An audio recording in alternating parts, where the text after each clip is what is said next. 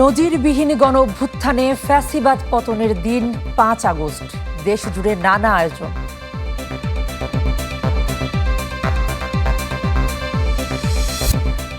জুলাই স্মৃতি জাদুঘরের যাত্রা শুরু, উদ্বোধন করলেন প্রধানমন্ত্রী। সবার জন্য উন্মুক্ত কাল।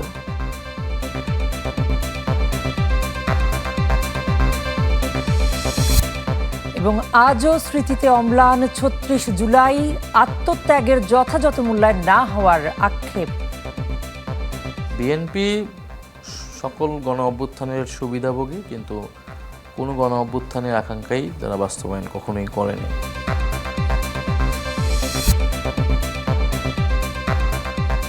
দর্শক, আপনাদের সবাইকে আমন্ত্রণ জানাচ্ছি চ্যানেল 24-এর সকাল 10টার খবরে। আপনারা এতক্ষণ শুনছিলেন AKS সংবাদ শিরোনাম, আর পুরো খবর জুড়ে আপনাদের সঙ্গে থাকছি আমি নাজিয়া কণা। ৩৬ জুলাই, স্বাধীন বাংলাদেশের ইতিহাসে এক বিরল গণ অভ্যুত্থানের দিন আজ। ২০২৪ সালে ঠিক এই দিনেই ছাত্র জনতার ব্যাপক জনবিস্ফোরণের মধ্য দিয়ে পতন ঘটে শেখ হাসিনার ১৬ বছরের স্বৈরশাসনের। গুম, খুন, দুর্নীতি আর শোষণ থেকে মুক্তি পায় পুরো বাংলাদেশ। জুলাই যোদ্ধা আর রাজনৈতিক বিশ্লেষকরা মনে করেন যে ভবিষ্যতে স্বৈরাচার হওয়ার দুঃসাহস করবে না আর কোনো সরকার। মাকসুদুর নবীর রিপোর্টে বাকিটা।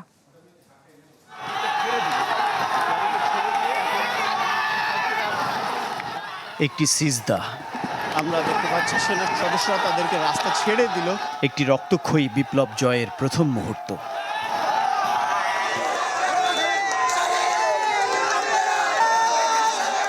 রাজপথে হাজারো প্রাণের উৎসর্গে যে অর্জন, তার উদযাপনটা ছিল অশ্রু ভেজা। অগ্নিগর্ভ হয়ে ওঠা শহরটা ভেসেছিল বাঁধ ভাঙা উল্লাসে, যেন নতুন করে পাওয়া স্বাধীনতার স্বাদ।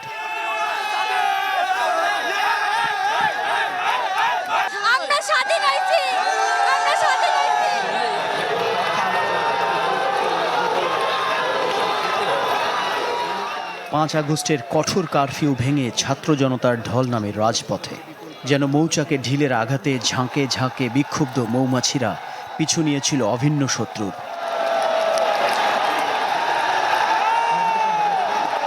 ঢাকার উপকণ্ঠগুলোর পথ ধরে সকাল 11টার দিকে জনতার খরস্রোতে ভেঙে যায় শহরে প্রবেশ মুখের যত বাঁধ। ব্যারিকেড তুলে নেয় সেনাবাহিনী। ২০-৩০ মাইল পথ পায়ে হেঁটে গণভবনের দিকে এগিয়ে চলে লাখ লাখ মানুষ। দুপুর গড়াবার আগেই খবর আসে বাংলাদেশের সীমানা ছেড়ে পালিয়েছেন ১৬ বছরের স্বৈরশাসক শেখ হাসিনা। মুহূর্তে এই বিক্ষোভ মিছিলটা পরিণত হয়ে গেল বিজয় উৎসবে। সেই ৫ই অগস্টে আপনি খেয়াল করেন লক্ষ লক্ষ মানুষ রাস্তায়, শেখ হাসিনা এবং তার পরিষদরা পালিয়ে যাচ্ছে। কেউ কচুরিপানার নিচে পালাচ্ছে, কেউ বাথরুমে পালাচ্ছে, কেউ লুকিয়ে যাচ্ছে। আপনি ভাবতে পারেন সেই লোকগুলো যারা দম্ভ নিয়ে কথা বলতো, যারা বলতো কোথায় পালাবো, ইতিহাস দেখিয়ে দিল দম্ভের পতন হয়। গণভবন নামের প্রতাপশালী সেই লাল দালান সেদিন দখলে নিয়েছিল গণমানুষ। ফ্যাসিবাদের রেখে যাওয়া চিহ্নগুলো নিয়ে রীতিমতো ছেলে খেলায় মেতে ওঠে বিক্ষুব্ধ জনতা। গণতন্ত্রের নামে একদলের শাসন আর শাসনযন্ত্রের দুর্নীতি অনিয়মের কেন্দ্রবিন্দু হয়ে ওঠার সংসদের ভেতরে ঢুকে যায় সাধারণ মানুষ। ১-২ বছরে আমরা যতটুকু পরিবর্তন চেয়েছিলাম, এটা হয়তো ৫ থেকে ১০ বছর লাগতে পারে। তবে এর আগে যেভাবে একটা দল স্বৈরাচার হয়ে উঠতে পেরেছিল, এটা আগামীতে কারোরই এই সুযোগটা থাকবে না। জুলাই অবশ্যই সফল। যদি জুলাই সফল না হতো তাহলে ফ্যাসিস্ট দেশ থেকে পালিয়ে যেত না। একটি সুন্দর গণতান্ত্রিক রাষ্ট্র বিনির্মাণ হওয়ার যে স্বপ্ন ছিল গোটা বাংলাদেশের মানুষের, সেটার সূচনা হতো না।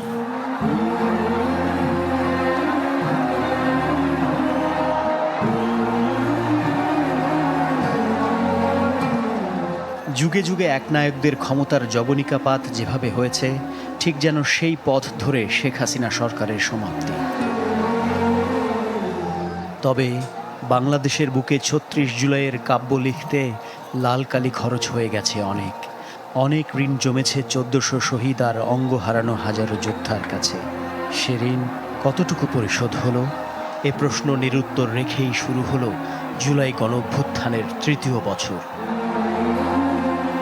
মাকসুদুন নবী, চ্যানেল 24, ঢাকা। জুলাই গণ অভ্যুত্থান স্মৃতি জাদুঘর উদ্বোধন করেছেন প্রধানমন্ত্রী তারেক রহমান। সকাল 9টার দিকে প্রধান অতিথি হিসেবে উপস্থিত থেকে জাদুঘরের ফলক উন্মোচন করেন প্রধানমন্ত্রী। এ সময় তার সঙ্গে উপস্থিত ছিলেন অন্তর্বর্তী সরকারের সাবেক প্রধান উপদেষ্টা ডক্টর মোহাম্মদ ইউনূস। উদ্বোধন শেষে তিনি জাদুঘরের বিভিন্ন গ্যালারি এবং প্রদর্শনী পরিদর্শন করেন। সঙ্গে অতিথিরাও ছিলেন এবং কিছুক্ষণ পর প্রধানমন্ত্রী তারেক রহমান, জুলাই যোদ্ধা এবং জুলাই শহীদ পরিবারের সদস্যরা উদ্বোধনী অনুষ্ঠানে বক্তব্য দেবেন। আজ জাদুঘরটি জুলাই অভ্যুত্থানে শহীদ পরিবারের সদস্যদের জন্য সংরক্ষিত থাকবে। কাল থেকে সাধারণ জনগণের জন্য জাদুঘরটি উন্মুক্ত করে দেওয়া হবে।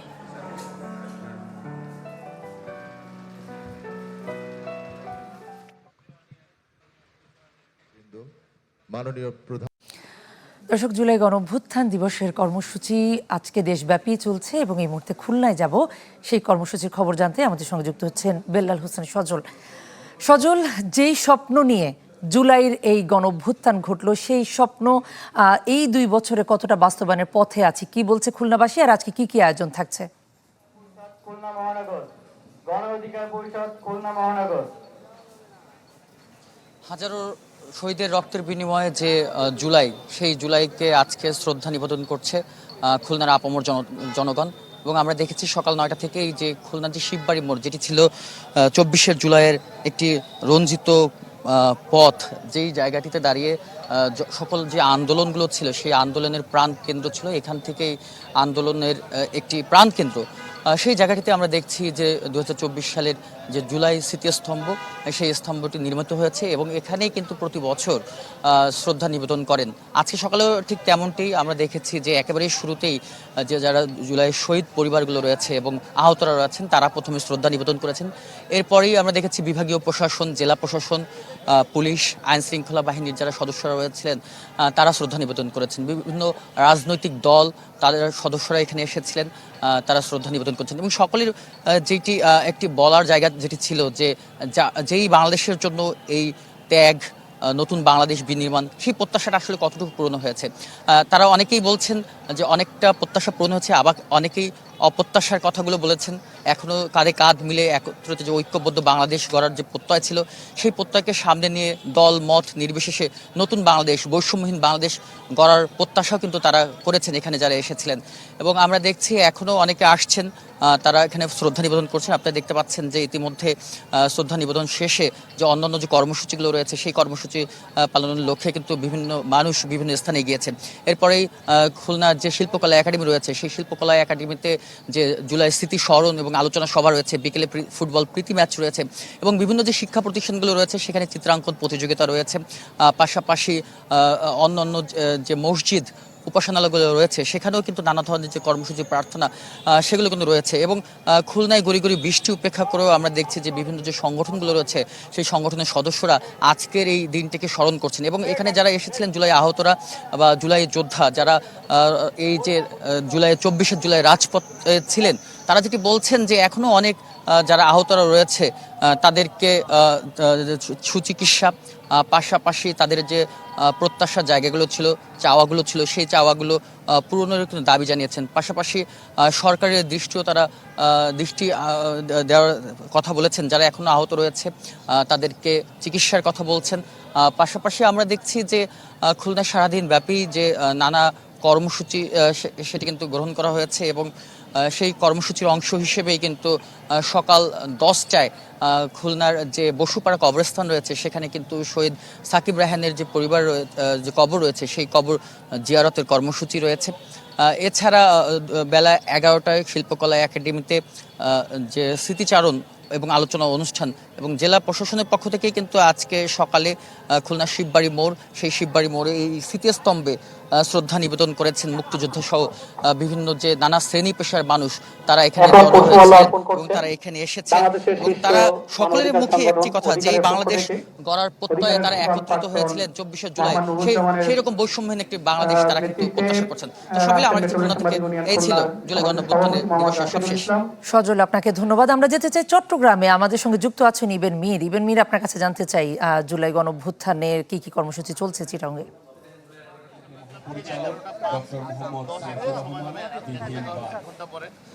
চট্টগ্রামে যেখানে জুলাই স্মৃতিস্তম্ভ, সেখানে সরকারিভাবে যে উদ্যোগ যে পুষ্পস্তবক অর্পণ কর্মসূচি নিউ মার্কেট চত্বরের পাশে, সেখানে পুষ্পস্তবক অর্পণের মধ্য দিয়ে শুরু হয়েছে দিনের কর্মসূচি।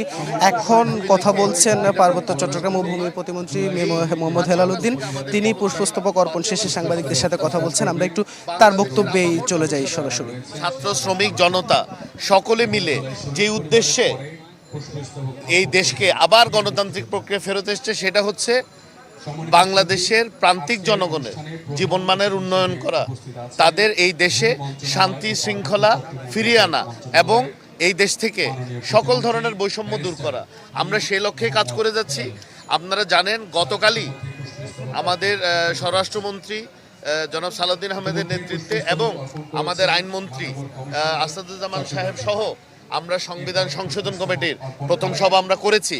তার মানে আমাদের মাননীয় প্রধানমন্ত্রী জনাব তারেক রহমান বারবার যে প্রত্যয় ব্যক্ত করছেন যে জুলাই জাতীয় সনদ 2025 যেইভাবে দক্ষিণ প্লাজায় স্বাক্ষরিত হয়েছিল, অবশ্যই সকল সংস্কার সেই আলোকেই বিএনপি বাস্তবায়ন করবে। তবে বিএনপি জনগণের কাছে জবাবদিহিতামূলক একটি দল, বিএনপি জনগণের দল। বিএনপি কোনো হঠকারী সিদ্ধান্ত নেবে না।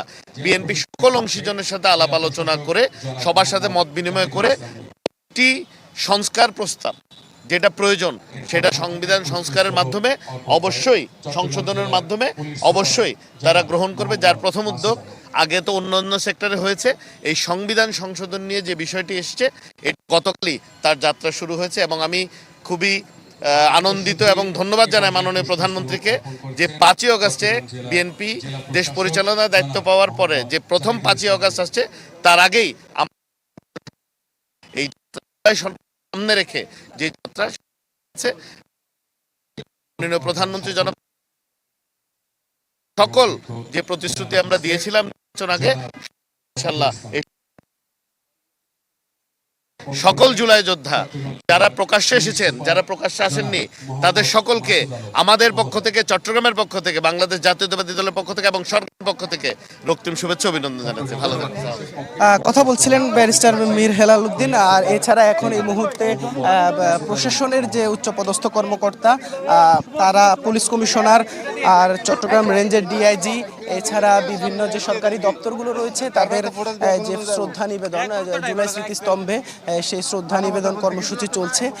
প্রথমেই জেলা প্রশাসক যে কর্মসূচি সেটির উদ্বোধন করেন। আমরা দেখছি হাজারো মানুষ পেছনে সিরিয়াল ধরে আছে, অর্থাৎ এই যে শ্রদ্ধা নিবেদনের জন্য দীর্ঘ যে সারি, পেছনে আমরা দেখছি অসংখ্য মানুষ আসলে এই যে জুলাইয়ের যে শহীদ, সেই শহীদদের আসলে স্মরণ করার জন্য আজকে এই চট্টগ্রামের নিউ মার্কেট চত্বরে যেখানে স্মৃতিস্তম্ভ। দর্শক, ইবেন মীর আমাদের সঙ্গে যুক্ত হয়েছেন। তিনি জানাচ্ছিলেন সেখানে জুলাই শহীদদের প্রতি শ্রদ্ধা জানাচ্ছেন সেখানের মন্ত্রী থেকে শুরু করে উচ্চ পর্যায়ে সরকারি এবং সামরিক বাহিনীর বিভিন্ন কর্তাবৃন্দ। আমরা জুলাই আন্দোলনের এই উত্তাল সময়ের আরও কিছু খবর জানব। বিশেষ করে বরিশালের সরকারি বিএম কলেজ, সেখানে নানা স্মৃতি আছে আসলে যারা এই ছাত্র জনতা এই জুলাই আন্দোলনে অংশ নিয়েছেন, সেই স্মৃতি এখন কতটা শিহরিত করে এবং যুদ্ধাহতরা কি বলছেন সেই খবরই জানাবা। সেই খবর জানাতে আমাদের সঙ্গে বরিশাল থেকে এখন যুক্ত হচ্ছেন কাউসার হোসেন রানা। রানা, একটু জানতে চাই যে সেই স্মৃতিচারণে যারা আছেন আমাদের সঙ্গে যুক্ত, বিশেষ করে বরিশাল বিএম কলেজের কথাই বলছিলাম, কারণ ছাত্ররা তখন একটা গুরুত্বপূর্ণ ভূমিকা রেখেছে। সেই ছাত্ররা আসলে এই দিনগুলোকে কিভাবে স্মরণ করছেন, কি ভাবছেন, তাদের প্রত্যাশা এবং প্রাপ্তির জায়গায় কতটা পূরণ হয়েছে, এই বিষয়গুলো নিয়ে আমরা কাউসার হোসেন রানার কাছে জানবো। তবে আমরা এই জুলাই অভ্যুত্থানের যে 2 বছর পেরিয়েছে সেই নিয়ে সারা দেশের আরও কিছু খবর জেনে আসব। জুলাই অভ্যুত্থানের পেরিয়েছে 2 বছর, রাজপথের রক্ত শুকিয়েছে, জোড়া লেগেছে ভাঙা দেয়াল, এগিয়ে চলেছে সময়। শুধুমাত্র এগোতে পারেনি কিছু পরিবার। নতুন বাংলাদেশের স্বপ্নে যাদের প্রাণ ঝরেছিল, তাদের জন্য আর্তনাদ থামেনি স্বজনদের। নিঃশব্দে কাঁদে প্রতিটি ঘর।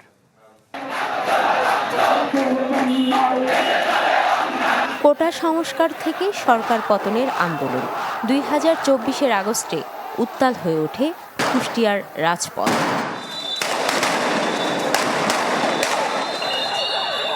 5 আগস্ট পুলিশের গুলিতে প্রাণ যায় এক কিশোর সহ অন্তত 8 জনের। আহত হন শত শত ছাত্র জনতা।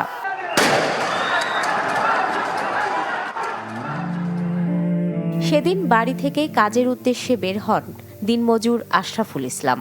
স্বর্ণশিল্পী সুরুজ আলী বাবুও ফিরবেন বলেই বিদায় নিয়েছিলেন স্বজনদের কাছ থেকে, কিন্তু বিকেল গড়াতেই মেলে মৃত্যু সংবাদ। 2 বছর পরও শোকস্তব্ধ তাদের পরিবার। একমাত্র উপার্জনক্ষম ব্যক্তিকে হারিয়ে চলছে কঠিন লড়াই। ছবি, স্মৃতি আর প্রিয়জনের রেখে যাওয়া জিনিসই যেন বেঁচে থাকার অবলম্বন।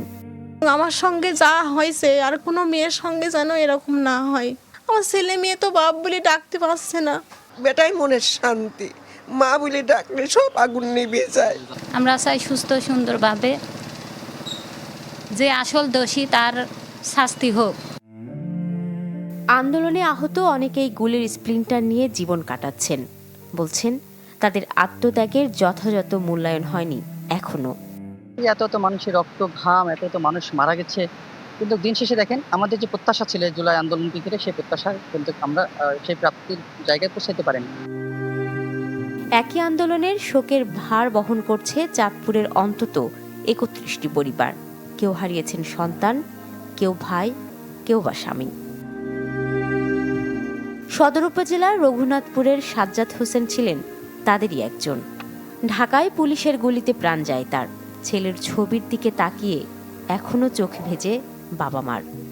আমার একটা চাওয়া যেন দেশে এরকম আর না হয়, এরকম কোনো ছাত্রদের উপরে যেন গুলি চালানো না হয়। যে আমার বুক খালি করছে বিনা অপরাধে, আমি তার বিচার চাই। জুলাই শহীদ পরিবার যারা আছেন, 31 জন শহীদ পরিবার, তাদের আমরা নিয়মিত আমাদের জেলা প্রশাসনের যোগাযোগের মধ্যে রেখেছি এবং তাদের বিভিন্ন সমস্যা সমাধানে আমরা গত 2 বছর ধরে চেষ্টা করেছি। জুলাই গণ অভ্যুত্থানের যে স্বপ্ন, যার জন্য ঝরল এত প্রাণ, সেই স্বপ্নের বাংলাদেশ কতটা পূর্ণতা পেয়েছে সেই প্রশ্ন রয়ে গেছে আজও। সরাবান্ত হুরা জিনিয়া, চ্যানেল 24।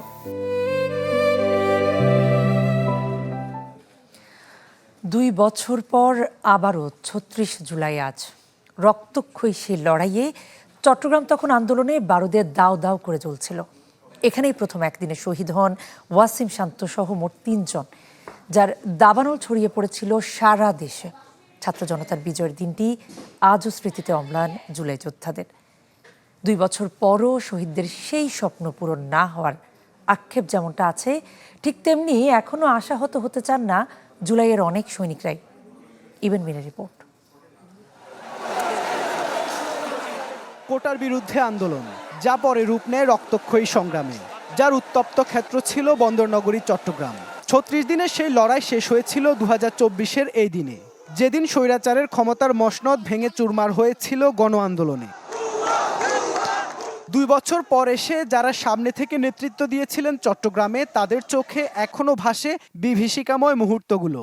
ছাত্র জনতার ওপর চালানো নির্যাতন মাঠে নামিয়েছিল গৃহবধূ থেকে শুরু করে দিনমজুর সবাইকে। তবে সেদিন যে স্বপ্ন নিয়ে লড়াই নামা, সে স্বপ্ন যে এখনো অধরা। একটা বাচ্চা খেলতে গেছে, তখন বাচ্চাকে গুলি করে মারা হয়েছে। তারপর বিশেষ করে মেয়েদের উপরে যখন হামলা হচ্ছিল, মেয়েরা যখন অত্যাচারিত হচ্ছিল, এটা দেখে আমি একজন নারী হিসেবে আসলে ঘরে থাকতে পারিনি, আমার বের হতে হয়েছে। 5 আগস্টের পর আমরা জাজ করছি কে এনসিপি, কে বিএনপি, কে জামাত, কে বাম, কে ডান, এগুলো আমরা যখন মত পার্থক্য সৃষ্টি করছি বা এগুলো আমরা বিবেচনা করছি, তখন আমাদের মধ্যে ওই যে ঐক্যবদ্ধ এটা একটা ফাটল ধরে আর কি। বৈষম্যহীন বাংলাদেশ গড়ার যে স্বপ্ন নিয়ে লড়াই শুরু, সেই লড়াই এখনো চলমান বলে জানান সেদিনের যোদ্ধারা। রাজনৈতিক দলগুলোর মধ্যে বিভেদ আর ক্রেডিট নেয়ার প্রতিযোগিতার কারণেই শহীদদের স্বপ্ন বাস্তবায়নে গড়া ঐক্যে ফাটল বলে মনে করেন রাজপথের এসব যোদ্ধা। সবাই সবার নিজেদের ক্রেডিট নিতে গিয়ে আজকের এই ঐক্যটা বিনষ্ট। তবে হ্যাঁ, ফ্যাসিস্টের বিরুদ্ধে সকলে এক।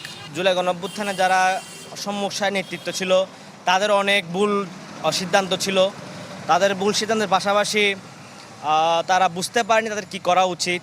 যারা স্বপ্ন দেখিয়েছিল দুর্নীতি, দুঃশাসন আর বৈষম্যহীন দেশের, তাদেরই কেউ কেউ জড়িয়েছেন অনিয়মে। বলছেন যার হাত ধরে চট্টগ্রামে প্রথম আন্দোলনের সূচনা, সেই সমন্বয়ক রাসেল আহমেদ। তবে এখনো স্বপ্ন দেখে যেতে চান কাঙ্ক্ষিত সেই বাংলাদেশ গড়ার। এই ব্যর্থতা বাংলাদেশের সকল রাজনৈতিক দলের, পার্টিকুলার কোনো দলের দোষ আমরা দিব না।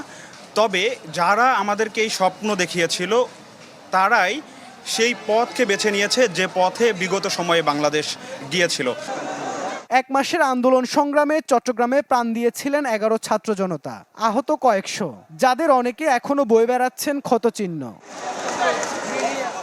ইবেন মীর, চ্যানেল 24, চট্টগ্রাম।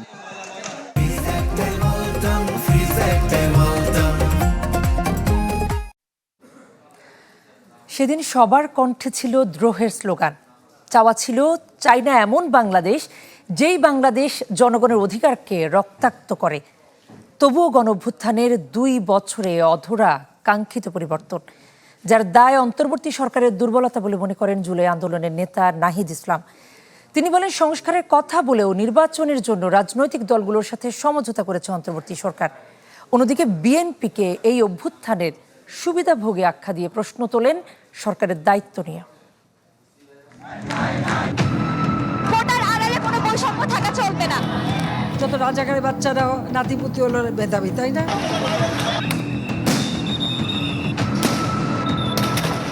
জুলাই গণ অভ্যুত্থান,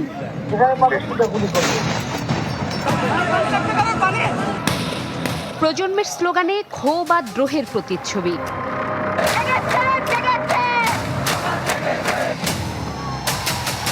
উত্তাল সে সময়ে সামিল অভিভাবক, সাংস্কৃতিক কর্মী, এমনকি শ্রমজীবীর অগ্নিকণ্ঠ।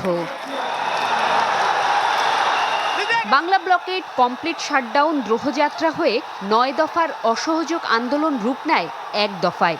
আমাদের এক দফাটি হলো শেখ হাসিনা সহ এই সরকারের পতন এবং ফ্যাসিবাদের বিনাশ।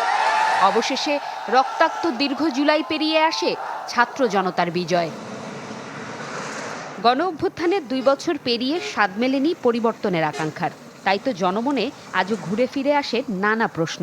সেখানে অন্তর্বর্তী সরকারের দায় দেখছেন জুলাই আন্দোলনের নেতা নাহিদ ইসলাম। এখন অনেকে অনেক গা বাঁচানোর কথা বলছে বা বলার চেষ্টা করছে আমি সিদ্ধান্ত গ্রহণের পার্ট ছিলাম না, সিদ্ধান্ত গ্রহণ হয়তো কিচেন ক্যাবিনেট বা অমুক তমুক জায়গায়।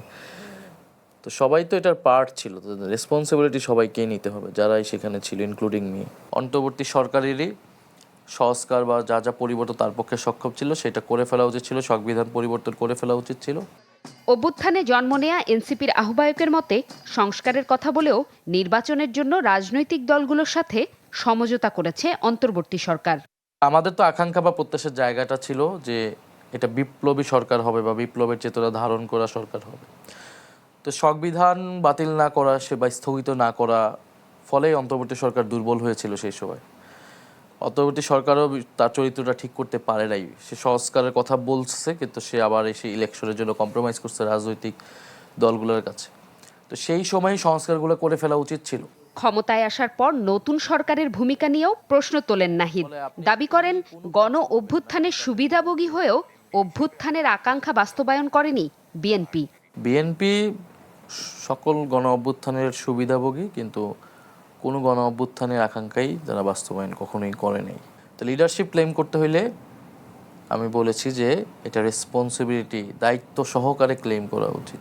সংস্কার ইস্যুতে এনসিপি সরকারের যৌক্তিক সমালোচনা করে যাবে বলেও জানান নাহিদ ইসলাম।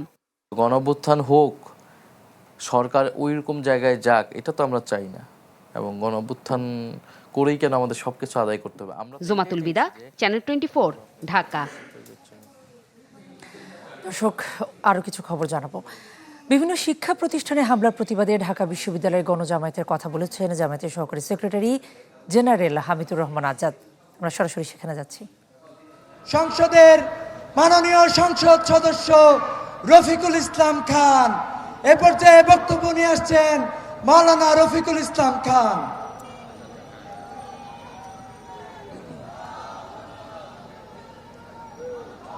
আলহামদুলিল্লাহ রাব্বিল আলামিন, আসসালাতু ওয়াসসালামু আলা রাসূলিহিল কারীম ওয়া আলা আলিহি ওয়া সাহবিহি আজমাইন। আজকের এই ছাত্র জমায়েতের মাননীয় সভাপতি, ইসলামী ছাত্র শিবিরের বিপ্লবী কেন্দ্রীয় সভাপতি, জুলাই বিপ্লবের অন্যতম কারিগর, মেধাবী ছাত্রনেতা জনাব নুরুল ইসলাম সাদ্দাম, পার্লামেন্টের সদস্যবৃন্দ, বিভিন্ন পর্যায়ের ছাত্র নেতৃবৃন্দ, সাংবাদিক বন্ধুগণ, সংগ্রামী ছাত্র বন্ধুরা, আসসালামু আলাইকুম রহমতুল্লাহ। একটু একটু বৃষ্টি হচ্ছে। শিবির এক মহান কাফেলার নাম, যে কাফেলা ঝড় বৃষ্টি টর্নেডো রাজপথ থেকে এক মুহূর্তের জন্য শিবিরকে দূরে ঠেলে দিতে পারবে না ইনশাআল্লাহ। কাজে আপনারা কি বৃষ্টি দেখে ভয় পান? সংগ্রামী ভাই এবং বন্ধুগণ, আজকে আমাদের বক্তব্য রাখার কথা ছিল জুলাই বিপ্লবের উপরে। আজকের এই দিনে ভারতের সেবাদাস খনি হাসিনা জনতার আন্দোলনের মুখে রান্না ভাত তরকারি ফেলে রেখে কিভাবে পালিয়েছিলেন, এই ইতিহাস বর্তমান সরকারের জানা আছে। না জানা থাকলে জেনে নেবেন। তার কারণ স্মরণ থাকলে এত তাড়াতাড়ি এই সমস্ত অপকর্মে জড়িত হওয়ার কথা নয়। আমি আজকে দর্শক, বিভিন্ন শিক্ষা প্রতিষ্ঠানে হামলার প্রতিবাদে ঢাকা বিশ্ববিদ্যালয়ের গণজামায়াতে কথা বলছিলেন জামায়াতের নেতারা। আমরা সরাসরি ছিলাম এতক্ষণ সেখানে।